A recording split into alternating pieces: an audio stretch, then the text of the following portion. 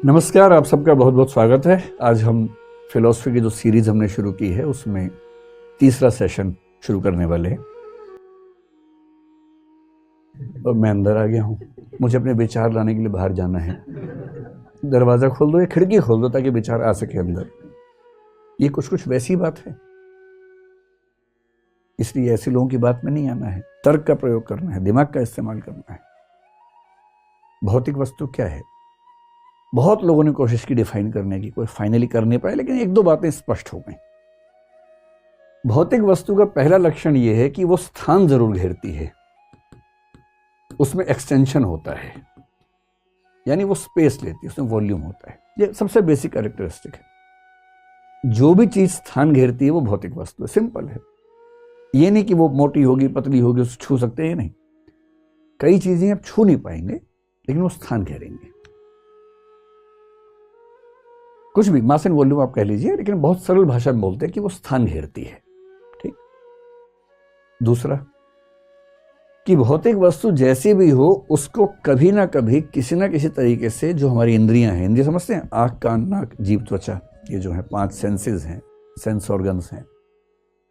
इन 5 sense organs में से किसी ना किसी सेंस ऑर्गन से इन्हें परसीव किया जा सकता है, प्रत्यक्ष किया जा सकता है, ज्ञान प्राप्त किया जा सकता है। लेकिन इसका मतलब ये नहीं है कि नंगी आंखों से आप देख लेंगे।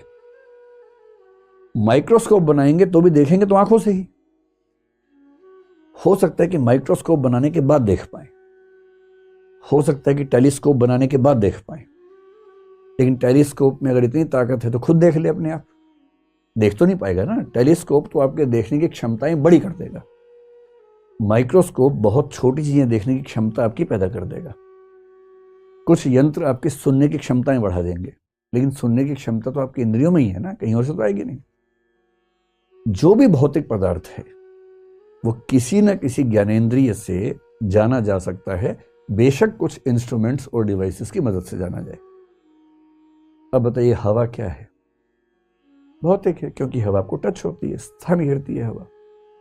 इलेक्ट्रोमैग्नेटिक वेव्स हमारे जैसे प्रकाश है, प्रकाश आप आंख से मतलब प्रकाश को फील कर सकते हैं। धूप अगर है तो आपकी बॉडी पे टच होती है, समझ में आता है कि प्रकाश है। जो इलेक्ट्रॉन्स बह रहे हैं किसी तार के अंदर, जिसको हम करंट कहते हैं, छू के देखिए पता लग जाएगा एकदम कि भौतिक है कि नहीं है। कुछ लोग बड़ी गोलूपन की बात करते हैं, एनर्जी जो है, एनर्जी चेतन नहीं। एनर्जी चेतन नहीं है, एनर्जी भी भौतिक वस्तु है। क्योंकि मास और एनर्जी को आप कन्वर्ट करते हैं, इसका मतलब है कि भौतिक वस्तु है। इलेक्ट्रॉन्स का प्रवाह भौतिक वस्तु है, चेतन नहीं है। हाँ, किसी ने बहुत बढ़िया बात आपसे कही, आपके मन में एनर्जी आ गई, मोटिवेशन आ गया, वो एक अलग एनर्जी है। यहाँ उसकी बात नहीं हो रही। यहाँ फिजिकल चीजों से बनने वाली जो एनर्जी है वो एनर्जी भी फिजिकल है, चाहे वो प्रवाह के रूप में हो, किसी भी रूप में हो। आपने आग, कोयले में आग लगा के उसकी हीट से, उसकी भाप से टरबाइन चला के बिजली बना ली। ये सब कुछ भौतिक है। बिजली भी भौतिक है, भाप भी भौतिक है, टरबाइन का चलना, गति भी भौतिक है। ये सब मटेरियल चीजें हैं।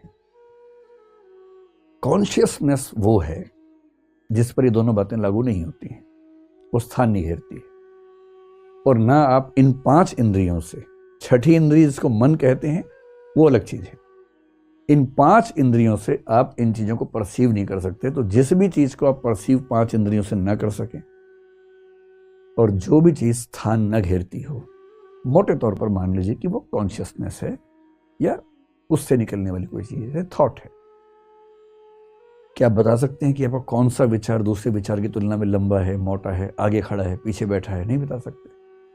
स्थान नहीं घेरता है। भावना भी स्थान नहीं घेरती है ना। आपने कभी अपने आप से कहा हो कि मैं अच्छाई की भावना लाना चाहूँ, पर बुराई की भावना आगे खड़ी हुई है, जगह नहीं दे रही उसको। ये बुराई तो हट ताकि अच्छाई आगे आ सके। नहीं, कुछ मतलब नहीं इन बातों का, क्योंकि स्थान नहीं घेरते हैं। और 5 इंद्रियों से आप नहीं देख सकते। आप अपनी आंख से अपने विचार को नहीं देख सकते, कुछ भी कर लें। कंसेप्चुअलाइज करना पड़ेगा, और कंसेप्ट बनाने की प्रक्रिया चेतन प्रक्रिया है, जिस पर सुकरात ने बहुत काम किया। भारत में कई लोगों ने, न्याय दर्शन ने बहुत काम किया उस पर, लेकिन कोई ये नहीं कहता कि भौतिक वस्तु है। अब कुछ दार्शनिक देखिए कितना गहरा सोच रहे हैं, इतना गहरा सोचते सोचते आ गए कि हम सारी भौतिक वस्तुओं को तो एक मान लेंगे कि भाई ये सब अंदर ही अंदर एक ही है, दिखने में अलग है। लोहा, लकड़ी, पानी, बिजली सब एक ही है, हवा भी एक ही है, क्योंकि इन सब में एक कॉमन फैक्टर तो है कि स्थान घेरते हैं।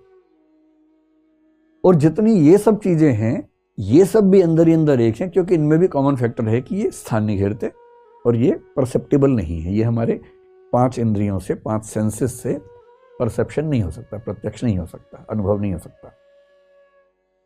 लेकिन कोई मुझसे कहे कि मैं इन दोनों को मिला के एक कर दूं, वो कैसे करूंगा?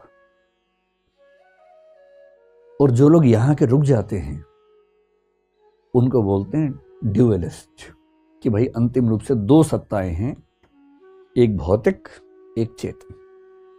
सारी भौतिक चीजों को मिला के एक मान लो, कोई बात नहीं, सारी चेतन चीजों को मिला के एक मान लो, पर मैं किसी भी आर्गुमेंट से ये कैसे साबित कर दूं कि भौतिक ही चेतन है और चेतन ही भौतिक है?